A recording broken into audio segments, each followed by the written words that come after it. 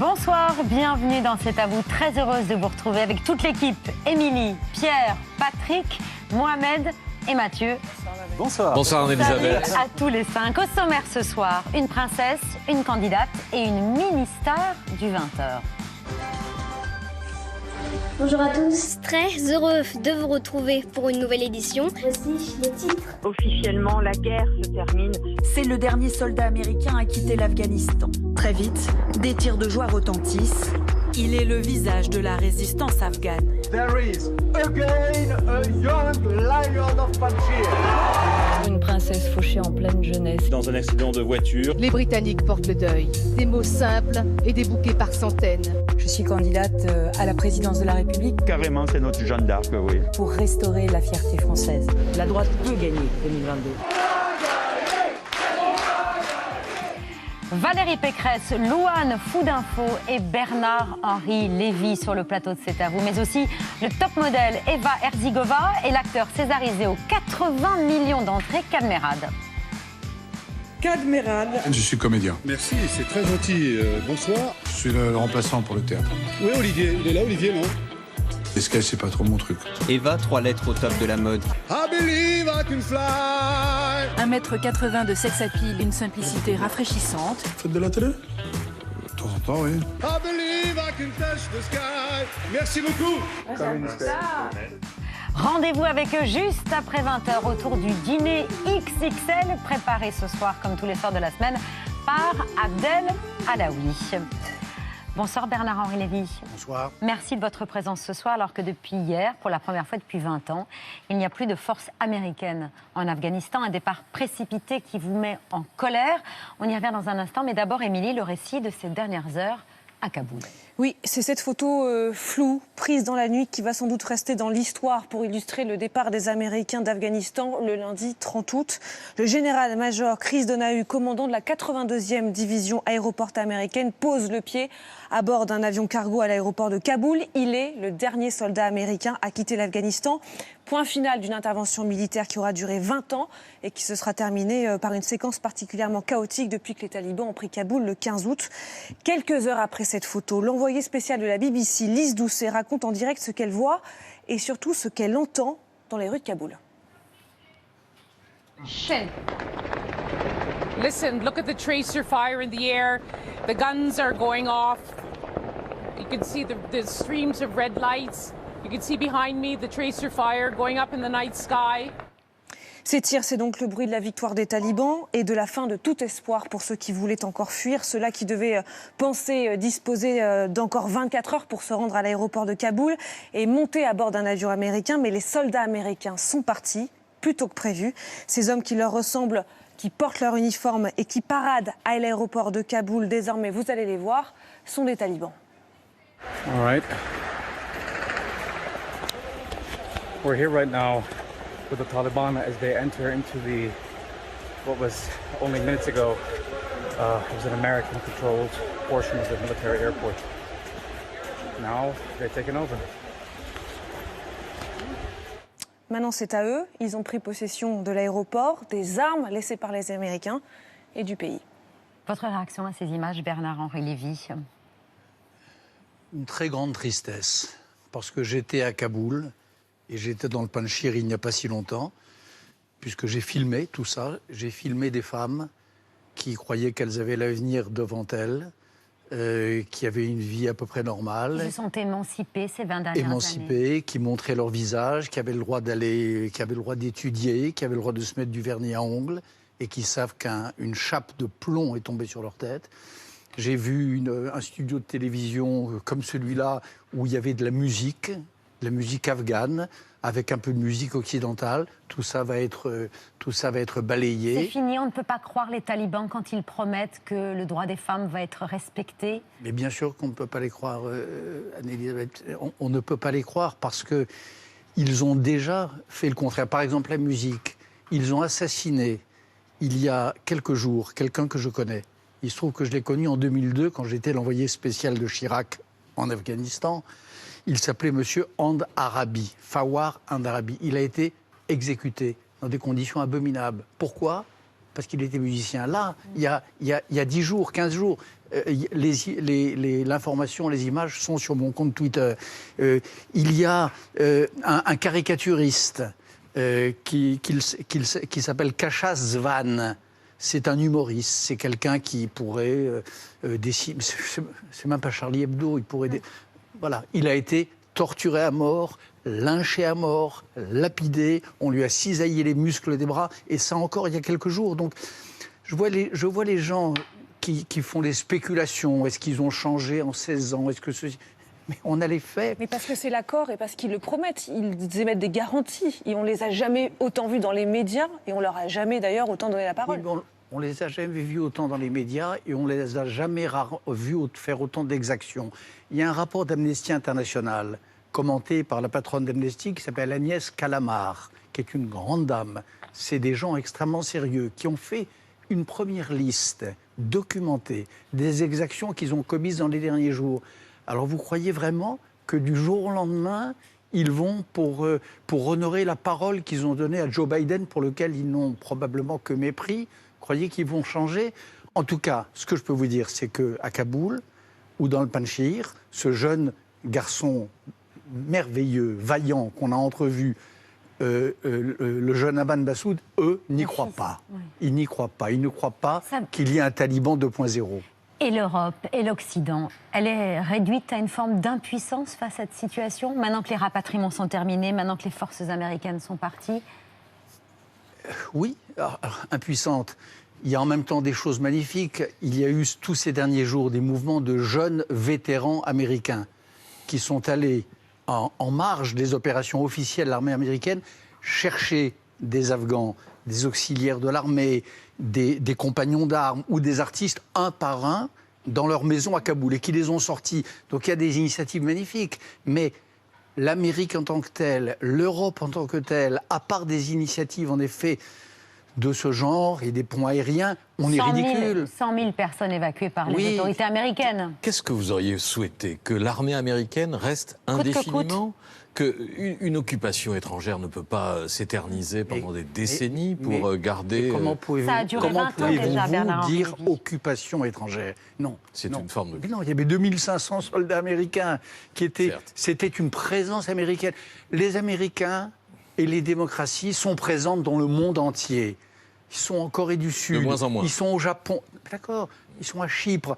Qu'est-ce qui empêchait? En effet, c'est l'honneur, et c'est le travail, et c'est l'intérêt d'une grande démocratie, ça s'appelle la géopolitique, d'être présent. Qu'est-ce qui empêchait justement de rester? Le cynisme? Le cynisme, cette espèce d'accord terrible de mâchoire qui s'est refermé d'étau entre Trump et Biden, parce que tout ça, n'oublions pas, ça a commencé par un accord ahurissant entre Trump et les talibans, en février 2020, à Doha. Les talibans qui sont une organisation terroriste, qui étaient classés comme tels. Donald Trump leur a tendu la main et a signé un accord avec eux, sans le gouvernement afghan de l'époque, qui a été tenu à l'écart. Après, les talibans ont dit, mais il faut libérer nos prisonniers, y compris les assassins de Madame Gwalar, qui a été assassinée de manière atroce. Le gouvernement afghan a dit non. Les Américains leur ont forcé la main, l'Occident tout entier.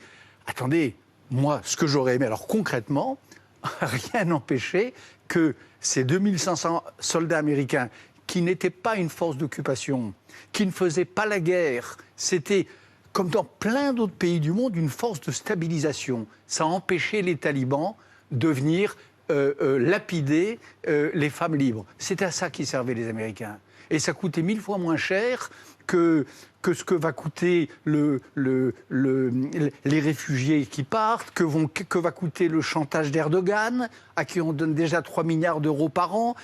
Si ce n'est pas lui, ça sera un autre. Ça coûtera beaucoup moins cher. Ça aurait coûté 2300 milliards de dollars ont été évalués pour les 20 ans de présence américaine sur le sol afghan. De guerre en un premier temps, jusqu'en 2014. Et depuis 2014, ça n'est plus une guerre. La mission de combat a été arrêtée. Oui, mais évidemment que ça... Mais attendez, la question, elle est de savoir, si on a des valeurs et si on y croit, premièrement. Moi, c'est vrai que je pense que les femmes sont les égales des hommes partout dans le monde.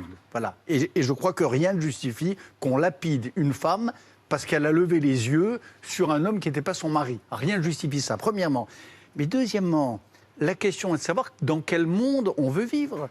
Aujourd'hui, le monde, ça existe, la géopolitique, ça existe. Est-ce qu'on veut laisser, comme ça se passe aujourd'hui, la Chine de Xi Jinping, la Turquie néo-ottomane d'Erdogan, la Russie de Poutine, les islamistes du Qatar et les Iraniens de Khamenei, est-ce qu'on veut les laisser devenir les puissances dominantes de demain?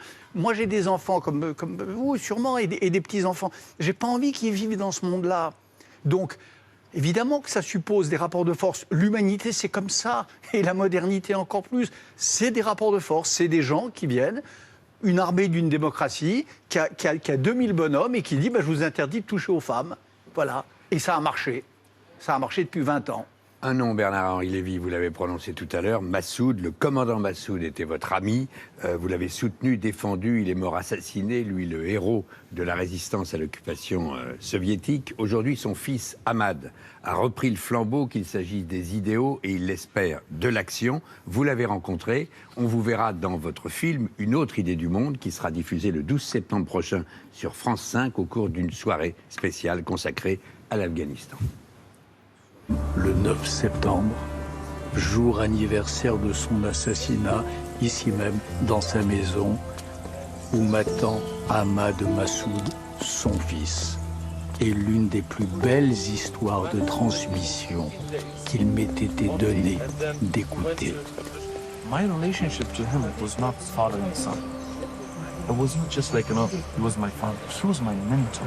And I feel responsibility. I feel that there's something we can do, there's something should be done, that this heavy duty my father was carrying, I can carry as a father. Est-ce qu'on peut penser, Bernard-Henri Lévy, qu'il y a un espoir de résistance à travers un seul homme? Il n'est pas seul, mais il est quand même très isolé. D'abord, c'est pas un seul homme, il y a beaucoup de vaillants Panchiri qui sont à ses côtés. Ouais. Il a lancé un appel aux autres Afghans qui ont commencé à le rejoindre. Vous avez quelques centaines, peut-être un peu plus, de forces spéciales de l'armée afghane qui ne sont pas des gens du Panjshir, qui ne sont pas des gens du cru, qui l'ont rejoint. Vous savez, il y a aussi des moments de grandeur. Et il a lancé un appel bouleversant en demandant à tous les hommes libres d'Afghanistan de continuer le combat, de le rejoindre. Moi, à mon oreille française, ça me dit évidemment quelque chose, comme à vous tous. Ils l'ont fait. Donc aujourd'hui... Pardon ? La France va l'aider ? Peut l'aider ? Doit l'aider ? La France peut l'aider et j'espère qu'elle l'aidera, oui. J'espère qu'elle l'aidera. Comment ? Mais, par exemple, il y a une chose que la communauté internationale pourrait faire, c'est déclarer une évidence, que la prise de pouvoir par les talibans, elle s'est faite par la violence extrême, et qu'elle est illégale. Donc on ne discute et que pas non avec seulement elle est illégale, mais qu'elle s'est déjà accompagnée de crimes de guerre d'une extrême gravité et de crimes contre l'humanité. Et peut-être que la légitimité afghane, elle est dans cette montagne du Panjshir, entre les mains de ces 9000 combattants. Qu'est-ce qui empêche en effet des grandes démocraties de dire cela? Oui, moi je serais assez pour ça. Donc de ne pas reconnaître le gouvernement ou l'État taliban et de ne pas discuter avec eux, même s'ils peuvent être potentiellement un allié pour éviter que le pays ne devienne une base arrière de groupes terroristes.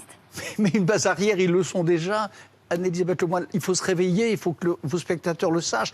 Il y a quelques jours, j'ai eu un appel d'Afghanistan, d'un lieutenant d'Ahmad Massoud, qui m'a raconté et qui m'a envoyé la preuve. L'un des hauts dirigeants d'Al-Qaïda, l'homme qui s'occupait de la sécurité personnelle de Ben Laden, oui, a été reçu dans une ville de l'Est, dans la province de Nangarhar, avec les honneurs et sous les vivas.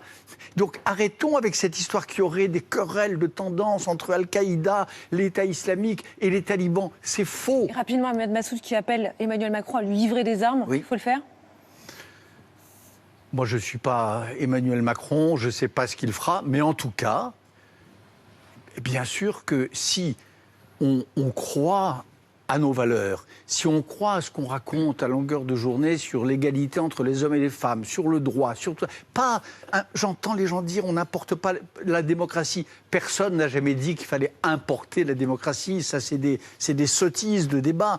Ce que les gens disent, en effet, ce que beaucoup de gens disent en Europe, et beaucoup de jeunes gens. Moi, je reçois énormément de messages de très jeunes gens qui pensent que quand il y a des gens qui, sous une dictature, appellent au secours, appellent à l'aide, demandent à être encouragés, il faut le faire. Alors ça passe par de l'humanitaire, mais ça peut passer aussi par des armes, pourquoi pas. Et je précise que ce jeune Massoud, ce jeune lion du Panjshir, il se trouve encore une fois, pour moi, ce n'est pas des mots tout ça, c'est des visages. Lui, les commandants de son père, ses jeunes commandants à lui, la manière dont tout cela s'est amalgamé en une force de résistance, je l'ai vu, je l'ai filmé, j'ai ces images. Dans le film que vous allez voir sur votre chaîne, sur France 5, vous verrez, il y a un jeune homme de 32 ans qui annonce exactement tout ce qui vient de se passer depuis 15 jours, et qui dit comment on peut résister, et qui dit comment l'honneur sera de le refuser. Alors oui, est-ce qu'on l'accompagne ou pas? Moi, je suis partisan de l'accompagner. Alors après, il y a la logique des États, les monstres froids, je ne sais pas comment ça marche. En tout cas, c'est une autre idée des mondes que vous défendez ce soir sur le plateau de C'est à vous. C'est une autre idée, en tout cas, que cette espèce de frilosité de gens claquemurés dans leur égoïsme, etc. Bien sûr, oui. Et de gens qui disent, je lisais encore ce matin, je ne sais où, les droits des peuples à disposer d'eux-mêmes, ça veut dire que les talibans ont le droit de disposer des femmes afghanes. Les talibans n'ont pas le droit de disposer des femmes afghanes. C'est le 12 septembre à 20h55 sur France 5. Vous restez avec nous, Bernard-Henri Lévy, pour continuer à évoquer l'actualité. C'est l'heure de la story de Mohamed Bouafsi.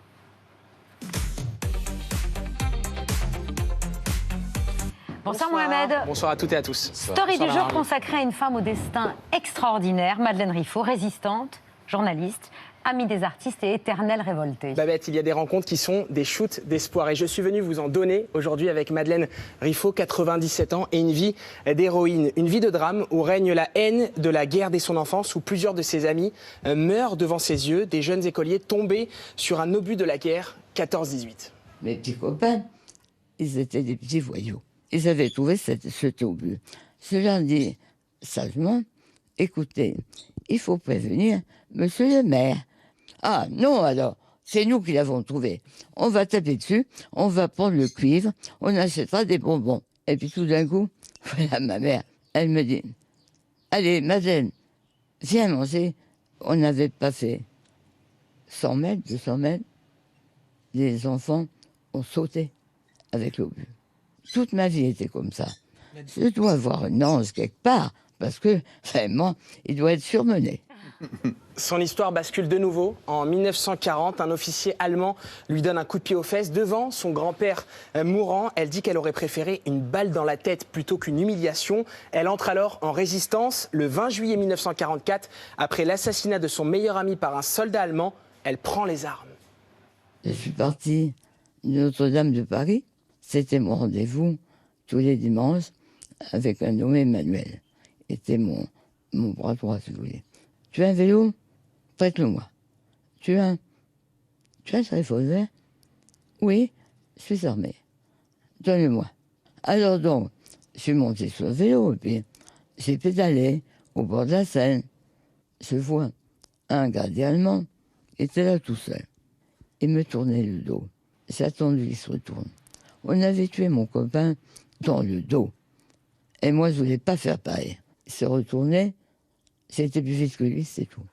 Quelques minutes après cette vengeance, un collabo français l'écrase en voiture et l'échange contre une somme d'argent. Elle est capturée et restera en prison 5 semaines avant d'être libérée. Une période qu'elle refuse toujours de commenter, d'évoquer aujourd'hui. Pierre, votre père, François Lescure, l'a bien connu à la rédaction de l'Humanité. Oui, ils travaillaient ensemble parce qu'elle a longtemps collaboré pour le journal. Moi, j'avais 17 ans quand je l'ai rencontrée pour la première fois dans le bureau de mon père. C'était au moment des événements contre l'OAS et la manifestation qui avait fait 7 morts à Charonne. Et elle m'a vu, elle a compris que j'étais le fils de François et elle m'a dit « Le 13, tu vas pas au lycée, tu iras manifester, tu iras pour les obsèques des morts de Charonne ». Eh bien, pendant près de 50 ans, elle voyage dans le monde comme correspondante de guerre, où elle croise Ho Chi Minh. Elle survit à un attentat de l'OAS en 1962. Elle se relève d'une tuberculose au Congo belge, devient l'une des meilleures amies de Picasso.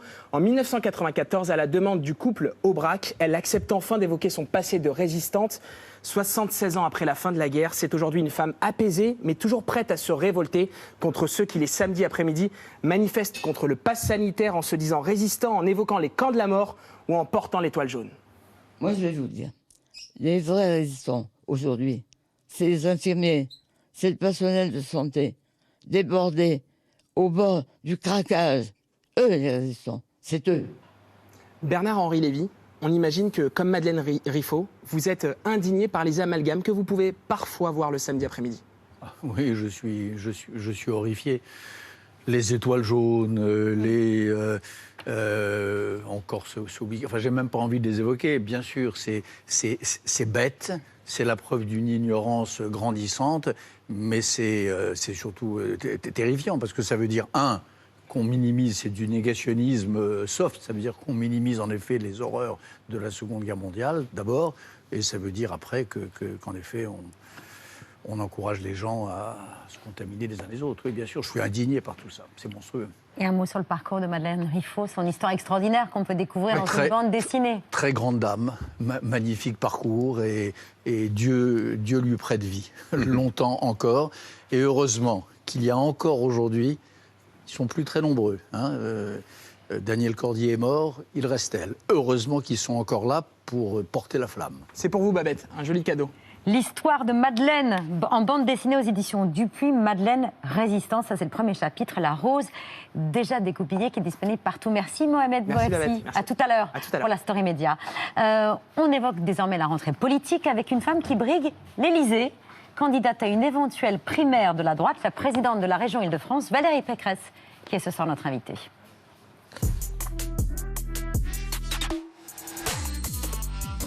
La main, pardon. Ça n'est pas un geste barrière, ça m'a échappé. Je vous prie de m'excuser. Et un deuxième. Enfin, voilà. Pardon. Non, mais non. Du gel. Vous en avez immédiatement. La campagne a commencé. Merci de votre présence ce soir pour évoquer la course à l'Élysée qui débute de façon absolument inédite, Patrick. Complètement hors norme. D'abord par le nombre de prétendants. Jamais, à 7 mois de l'élection, autant de candidats ne s'étaient bousculés sur la ligne de départ, à droite, à gauche et à l'extrême droite. Ensuite, par le côté baroque de ce qui se passe chez LR, la principale formation de droite, les Républicains. D'ordinaire, un parti décide d'organiser une primaire avant que les candidats ne se déclarent. Là, c'est le contraire. La direction de LR attend de savoir qui postule avant de choisir une méthode pour les départager. Le casting d'abord, le mode d'emploi ensuite. Donc, vous avez des candidats à une primaire dont on ne sait pas si elle aura lieu et selon quelles règles. Un candidat tout court qui, par principe, ne veut pas de la primaire, Xavier Bertrand. 2 ex-postulants qui réclament une primaire mais ne seront pas candidats, Laurent Wauquiez et Bruno Retailleau. Des responsables LR qui disent « Ah bah si Wauquiez et Retailleau ne sont pas candidats, ça n'a plus de sens de faire une primaire ». Des élus qui se tâtent encore, peut-être David Lisnard, le maire de Cannes, qui, s'il y a une primaire, je pourrais y aller. Un candidat potentiel encore marginal qui espère bien ramasser les morceaux de ce puzzle, Éric Zemmour. Enfin, dernière bizarrerie, même si aucune personnalité ne se détache franchement dans les sondages encore, les 2 favoris de la droite aujourd'hui, Xavier Bertrand et vous-même, Valérie Pécresse, ne sont plus membres de LR. C'est-à-dire que vous sollicitez un parti dont vous avez claqué la porte il y a 2 ans et avec fracas. Femme libre, j'ai décidé de quitter les Républicains. J'ai décidé de quitter les Républicains parce que j'ai acquis la conviction que la refondation de la droite ne pourra pas se faire à l'intérieur et qu'elle doit se faire à l'extérieur du parti. C'est un parti cadenassé de l'intérieur, disiez-vous, un mouvement dont une partie des cadres et des militants vous avez sifflé 1 an plus tôt lors d'un conseil national. Je pense qu'aujourd'hui, il y a 2 droites. Et nous ne regagnerons que si ces droites savent s'écouter, se parler et se comprendre. Et ce sont sans doute les mêmes militants qui diront lors d'un congrès dans 3 semaines s'il faut ou non une primaire. Et si c'est oui, est-ce que c'est une garantie d'unité ou de succès? Alors je ne vais pas vous parler de François Fillon et du précédent de 2017, mais de ce que vous disiez lors de la première primaire socialiste de 2011. Une primaire pour désigner un leader qui pour l'instant n'émerge pas. Une primaire pour concevoir un projet qui pour l'instant n'existe pas. Donc je me demande si tout ça, c'est pas une primaire pour rien. Une primaire pour rien si personne n'émerge. Un vote qui dirait que vous êtes plus présidentiable qu'Éric Ciotti ou Michel Barnier. À quoi bon, Valérie Pécresse?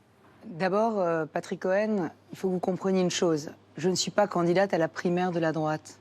Je suis candidate à l'élection présidentielle. Ça veut dire que vous iriez sans primaire? Ça veut dire que je suis candidate pour présenter un projet pour la France. Et si je me présente, c'est parce que justement, dans la grande famille de la droite et du centre, qui ne se résume pas aux Républicains, que j'ai quitté, mais qui existe. Parce que moi, je crois que le clivage droite-gauche structure la vie politique française. Je crois qu'il y a des Français qui aiment plus l'égalité, qui sont de gauche, des Français qui aiment plus la liberté, ils sont de droite. Et je crois que le « en même temps » d'En Marche, en réalité, c'est un objet hybride, c'est un fan club d'Emmanuel Macron, mais ça n'est pas un courant philosophique structurant. Donc je crois qu'il y a une grande famille de la droite et du centre.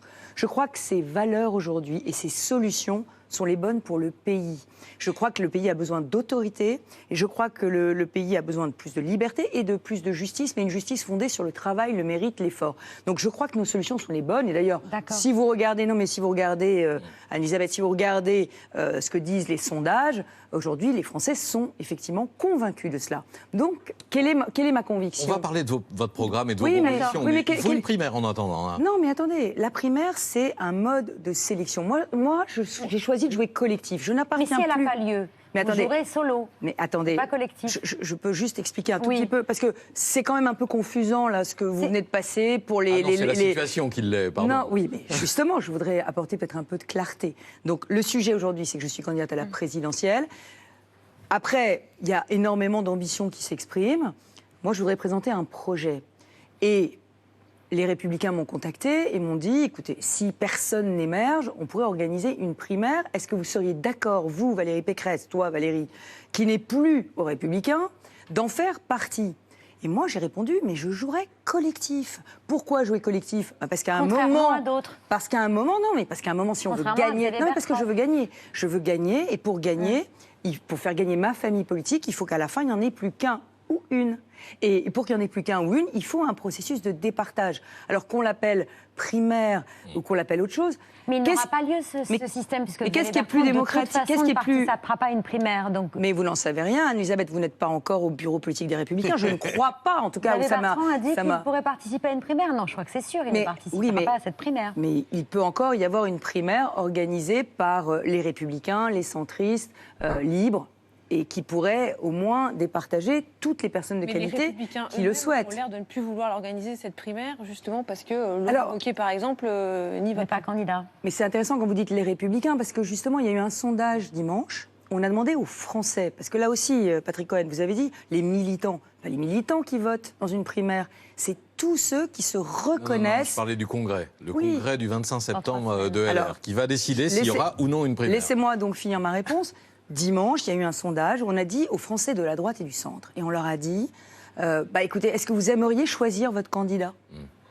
Eh bien, 66%, ils ont dit oui. Et c'est assez logique, hein. Moi, je serais à leur place, j'aimerais choisir mon candidat. J'aimerais pas qu'on me dise, finalement, c'est dans un conclave politique que les Républicains, parti auquel je n'appartiens plus aujourd'hui, même si je me revendique de droite, ou Bertrand, qui n'est plus non plus dedans, vont être choisis dans un conclave. Non, c'est pas dans un conclave, c'est au grand jour. Et c'est idée contre idée, projet contre projet. Pourquoi je me présente? C'est parce que je pense que j'ai des idées et je défends un certain nombre de sujets que les autres à droite ne défendent pas. Quand je parle d'écologie, quand je parle d'intégration, quand je parle de la famille, quand je parle aussi de tous ces sujets d'éducation, qui sont une priorité absolue. Moi, je défends une nation éducative pour relever l'école.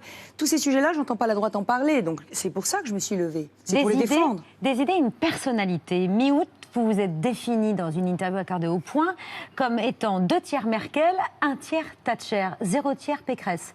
Il ne reste plus rien de Valérie Pécresse. Non, mais je vous explique que cette phrase était un peu une boutade. C'était pour rappeler aux Français qui ont un peu du mal quand même avec le leadership au féminin, c'était pour leur rappeler que dans les 2 plus grandes démocraties européennes, à part la France bien sûr, les 2 personnes qui avaient eu la plus grande longévité au pouvoir et qui avait sans doute eu le pouvoir le plus transformant sur leur pays s'appelaient Madame Merkel et Madame Thatcher.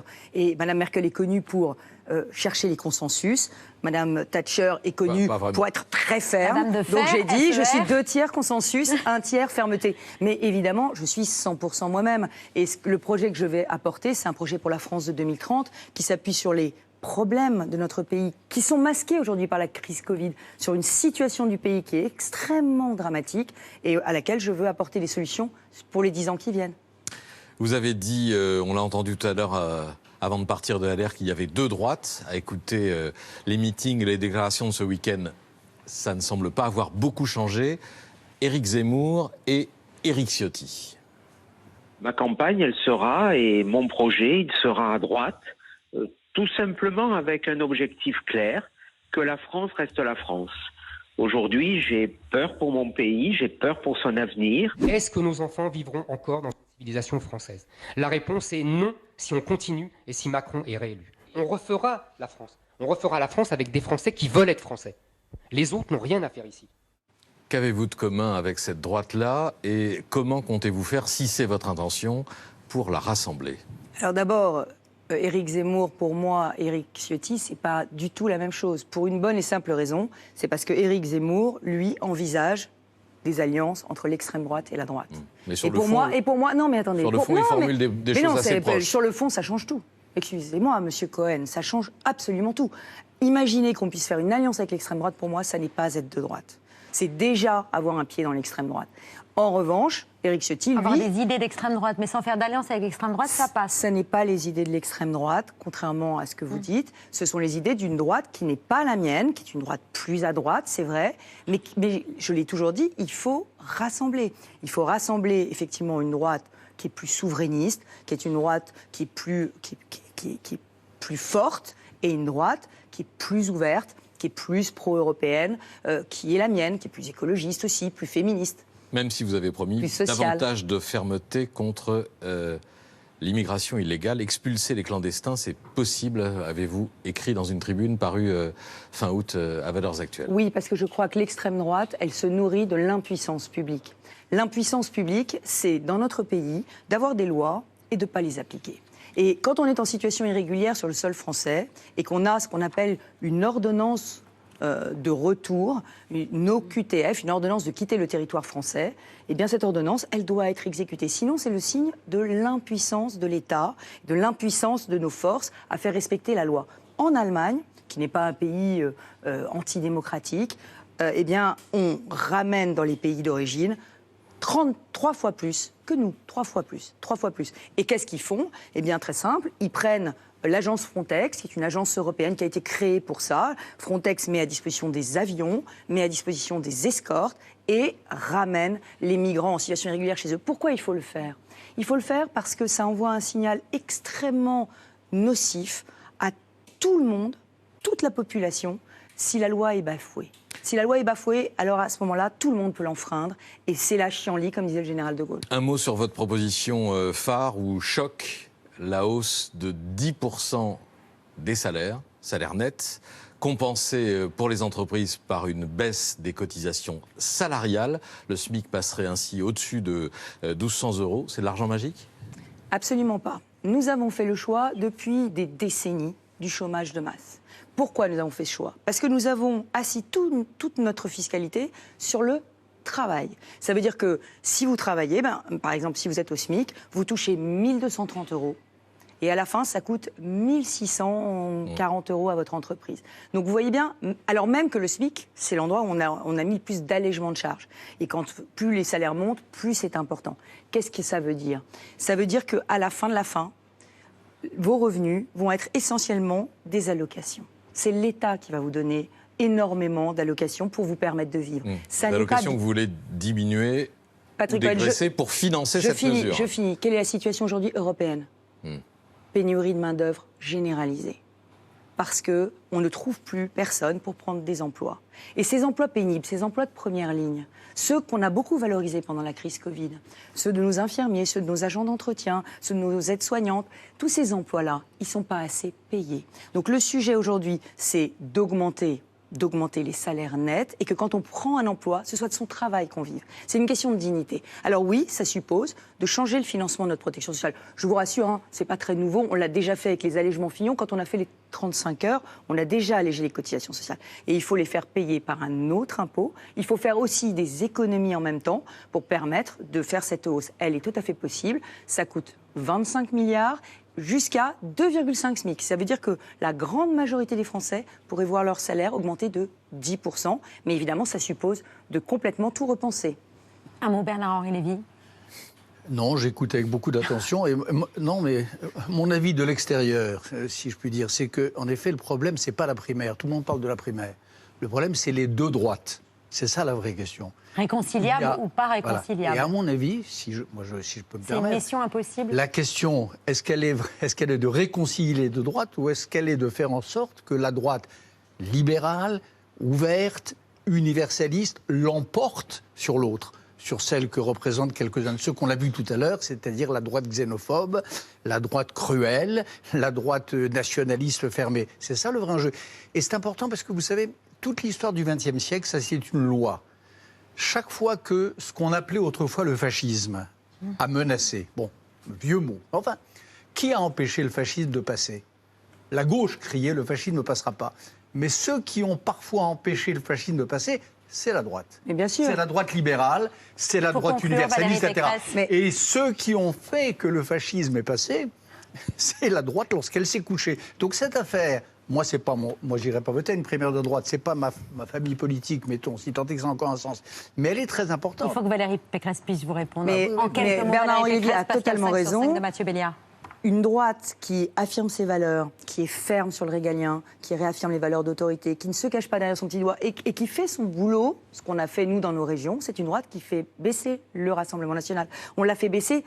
On l'a divisé par deux. Moi, j'ai renvoyé le jeune poulain de Madame Le Pen dans son paddock. Jordan Bardella. Bah oui, c'est paddock. Bah oui. Donc c'est possible. On continue. Vous restez avec nous tous les deux. On continue à parler de l'actualité. C'est le 5 sur 5 de Mathieu Béliard.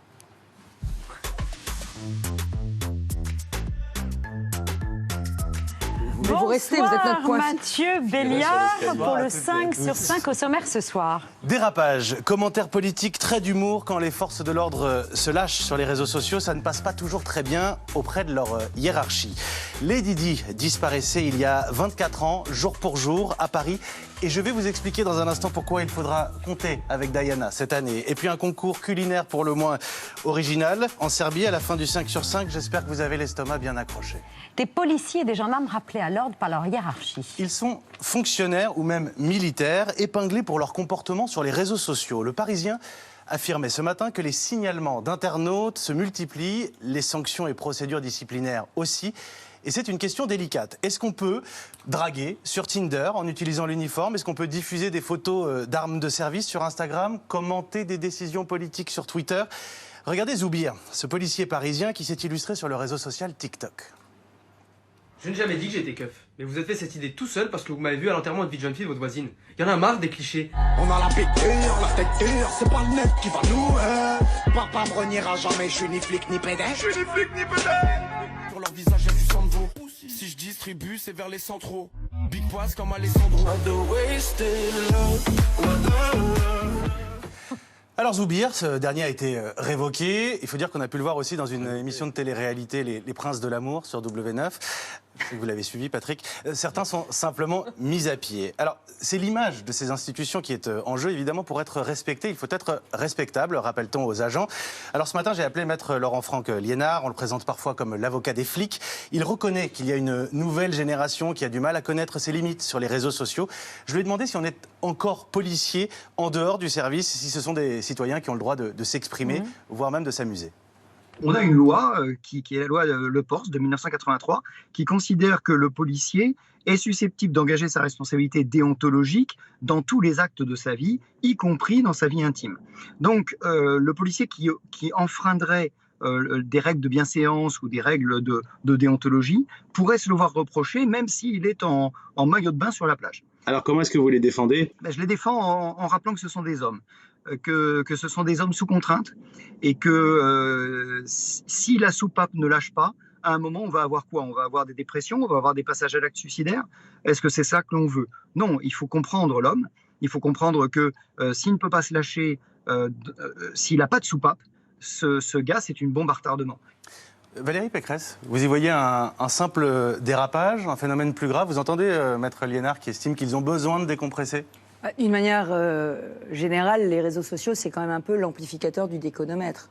C'est-à-dire qu'on a toujours... Enfin, il faut vraiment se maîtriser. Et il faut l'apprendre d'ailleurs dès le plus jeune âge dans les écoles. Nous, on commence à travailler là-dessus dans les lycées pour expliquer, là on parle des policiers, mais on pourrait parler aussi de tout ce qui est nude, les jeunes filles qui échangent des images sexy avec leurs petits copains et qui ne se rendent pas compte qu'après elles pourront être utilisées contre elles. Donc il y a un vrai bon usage des réseaux sociaux. Et évidemment, un policier, il doit rester digne de son uniforme, même quand il ne le porte pas. Et là, en l'occurrence, il le portait en plus sur les réseaux sociaux. Donc c'était un mélange des genres. Je comprends qu'il était sanctionné. Mais il y a un vrai usage des réseaux sociaux qu'il va falloir apprivoiser, maîtriser. Et il faut que la jeune génération est en train de se le prendre un peu en boomerang. Je pense notamment à tous ceux qui ont mis des images de fiesta, etc., qui après se mettent à chercher un boulot. Et puis on les googlise, et puis on trouve des images d'eux en train de faire des fiestas. Pour l'employeur, c'est pas terrible. Donc on a vraiment un apprentissage à faire. L'Afghanistan et les Afghans en Europe dans le 5 sur 5 ce soir. Oui, alors ce soir, un témoin de ce qu'a connu le pays ces dernières décennies, c'est aussi une image pour le moins insolite. Sayed Saadat, il a quitté son pays il y a 1 an. Aujourd'hui, il est livreur de repas à vélo à Leipzig, au sud de Berlin. Mais ce qui est insolite, c'est que Sayed Saadat, c'est l'ancien ministre de la Communication, ministre de l'Informatique et de la Communication, membre du gouvernement. Il a démissionné, indigné par la corruption à Kaboul. Écoutez-le, ce nouveau quotidien de livreur à vélo. Écoutez-le en parler avec beaucoup de philosophie. For me, this is an exciting job. I explore around the area. I go around, I see countryside, I see different places, and I cycle 1,200 kilometers per month. That's a good amount of cycling. Not all the immigrants are here just to take the money from the government. So there are a lot of immigrants. They do hard work. They give to the country tax and also they do positive things to the country. Alors pour rappel simplement, pour ce qui est des politiques sur place, le président Ashraf Ghani a fui son pays le 15 août, je cite, pour lui éviter un bain de sang. Il a été accueilli par les Émirats Arabes Unis.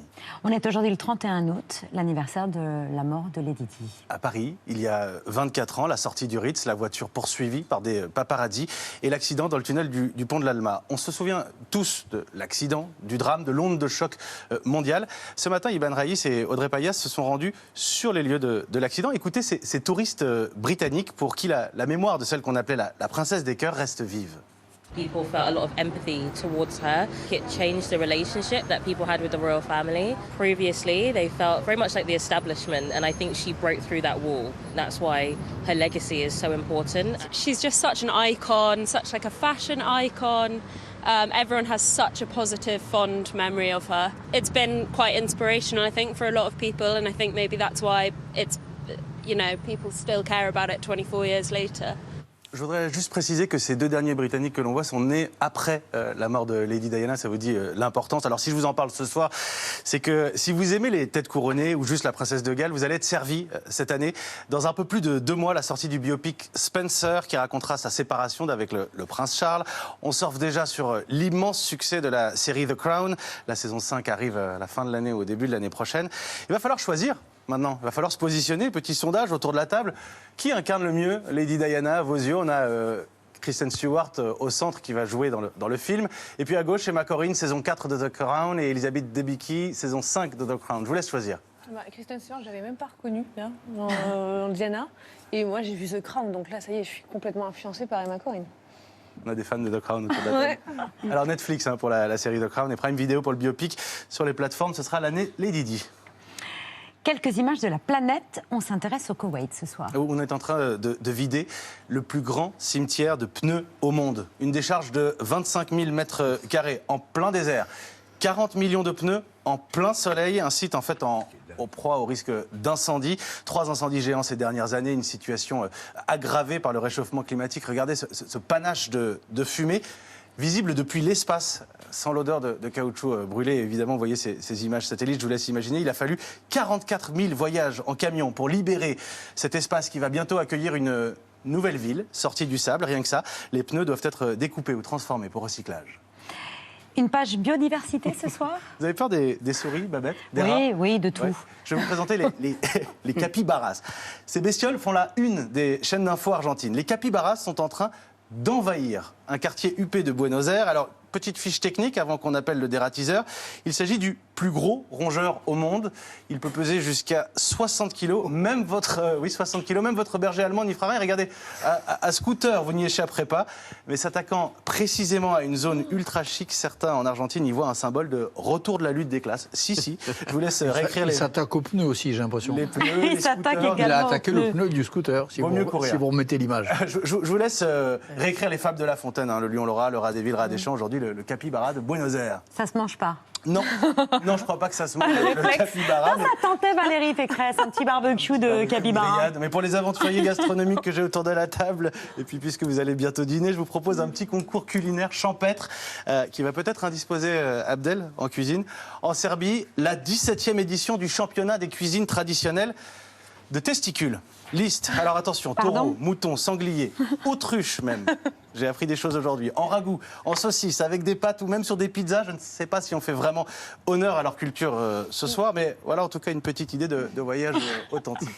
Dans l'actualité, oui, pardon. Les Balkans, oui. Vous avez déjà dégusté Vous avez déjà dégusté ce festival? Jamais. Non. Non. Pourtant, vous avez dû goûter des choses originales. Je les ai plutôt vus à l'époque en train de rêver de faire des saucisses de Bosniaque et des brochettes de leurs victimes. En 92-93, c'était autre chose que des concours culinaires. Ils faisaient des concours de snipers sur les collines de Sarajevo.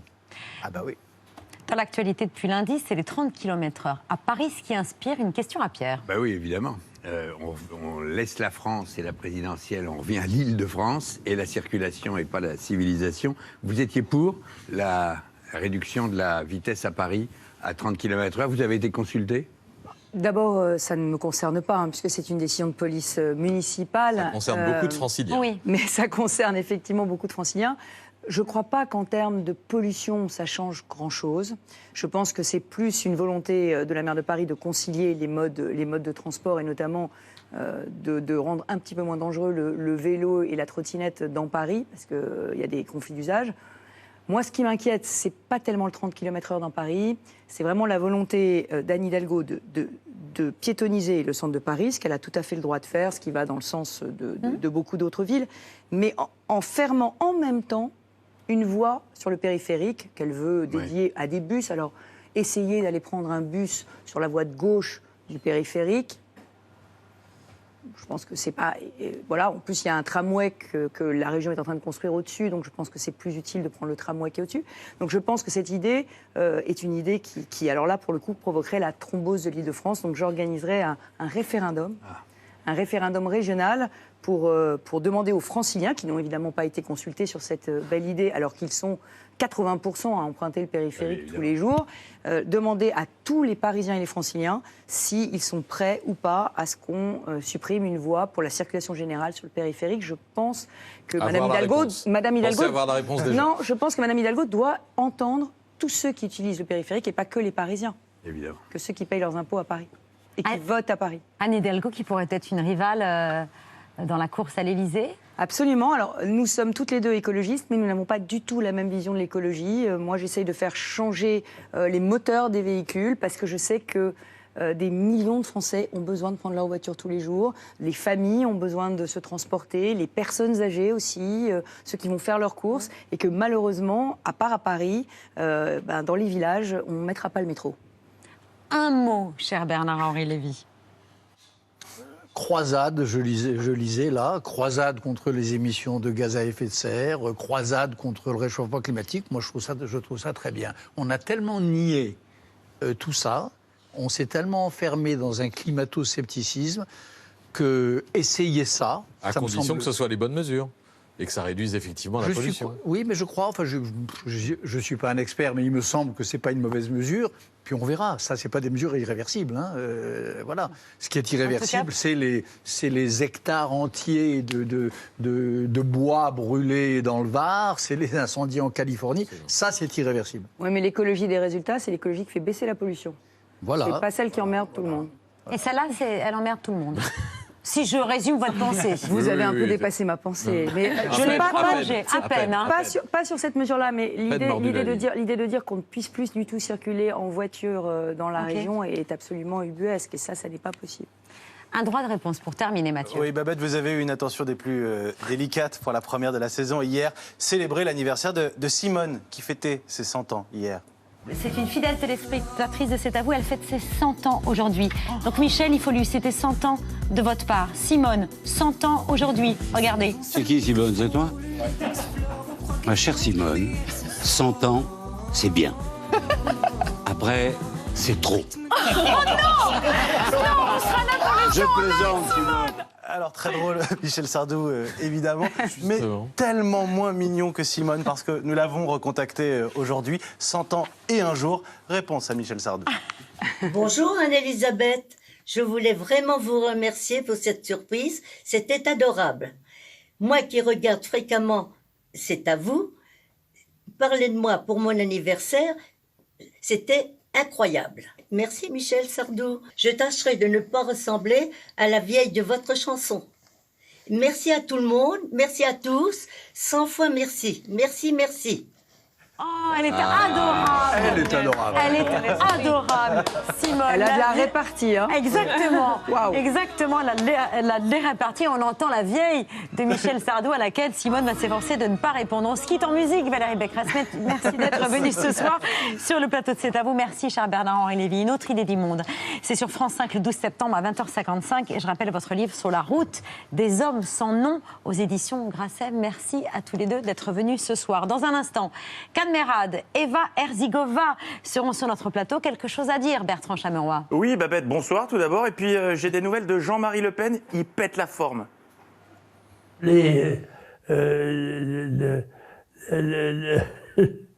Comment dirais-je Mais oui, que veut-il dire par réponse dans quelques instants.